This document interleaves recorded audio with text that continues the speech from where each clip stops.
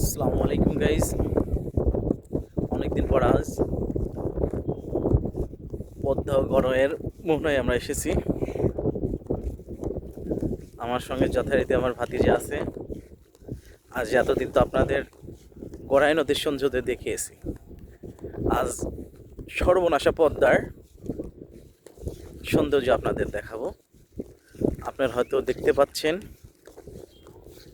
আমি পদ্মা নদীর দিকে এগিয়ে যাচ্ছি। জুম করলে আপনারা বুঝতে পারবেন। এই যে এক জেলে ভাই মাছ ধরার জন্য প্রস্তুতি নিচ্ছে। এখানে অনেকগুলো নৌকা আছে আর কি, তারা পদ্মা নদীতে মাছ ধরে। আসলে পদ্মার সৌন্দর্য বলে ঠিক শেষ করা যায় না, কিন্তু দুঃখের বিষয় ভারতের আগ্রাসনের ফলে পদ্মা নদী এখনো মৃতপ্রায়। এই ভরা বর্ষাও পদ্মার বুকে আপনারা দেখতে পাবেন কত বিশাল বড় চর পড়েছে। এটা কিন্তু পদ্মার স্বাভাবিক রূপ না। বর্ষার মুহূর্তেও যদি পদ্মার বুকে এরকম ধুধু বালি চর থাকে, তাহলে কিছু বলার নেই। আসলে আমরা ভারতীয় আগ্রাসনের শিকার। এখন আমরা নদীর দিকে এগিয়ে যাচ্ছি ধীরে ধীরে ধীরে ধীরে।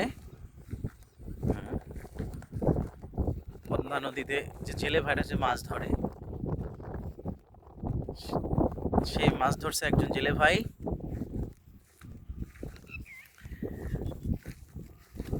খুবই সুন্দর লাগছে আর কি। কিন্তু সবচেয়ে দুঃখের বিষয়, পদ্মা নদী বলেন আর গড়াই নদী বলেন, সব জায়গাতে এই যে চায়না জাল যে কত ক্ষতি করছে। এই যে এখানে ছোট একটা মাছও বের হতে পারে না, যার ফলে আমাদের নদীতে দিনে দিনে মাছের সংখ্যা হ্রাস পাচ্ছে। এপারে কুষ্টিয়া, ওপারে পাবনা, আর আমরা এসেছি পদ্মা নদীতে। এই যে ভিডিও করছি।